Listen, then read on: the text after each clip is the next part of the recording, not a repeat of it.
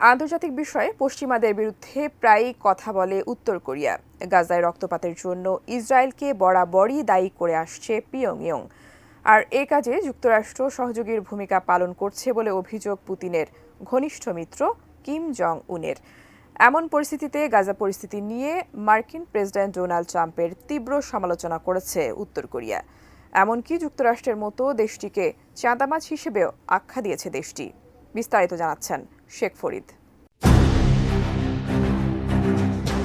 ফিলিস্তিনের অবরুদ্ধ গাজা উপত্যকা নিয়ে মার্কিন প্রেসিডেন্ট ডোনাল্ড ট্রাম্পের প্রস্তাবে তীব্র সমালোচনা করেছে উত্তর কোরিয়া।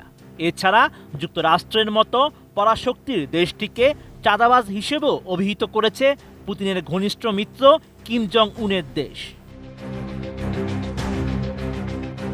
ট্রাম্পের সমালোচনা করে এমন প্রতিবেদন প্রকাশ করে উত্তর কোরিয়ার রাষ্ট্রীয় সংবাদ মাধ্যম কেসিএনএ। পরে কেসিএনএর বরাত দিয়ে ব্রিটিশ সংবাদ মাধ্যম রয়টার্স জানায়, মার্কিন প্রেসিডেন্ট ট্রাম্পের গাজা দখল এবং ফিলিস্তিনিদের স্থানান্তরের প্রস্তাবকে হাস্যকর হিসেবে অভিহিত করা হয়েছে।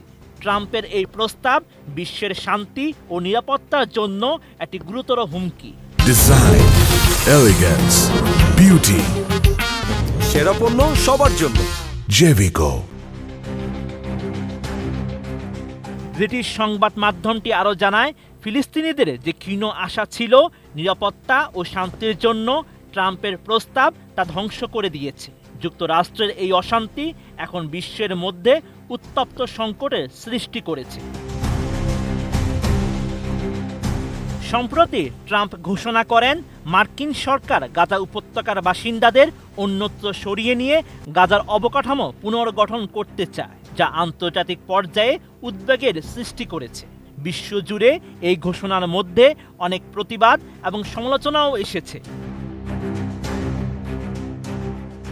এছাড়া ট্রাম্প প্রশাসনের পানামা খাল এবং গ্রিনল্যান্ড দখলের পরিকল্পনা নিয়েও সমালোচনা করেছে কেসিএনএ, যেখানে মেক্সিকো উপসাগরের নাম পরিবর্তন করে আমেরিকা উপসাগর রাখার সিদ্ধান্তও রয়েছে।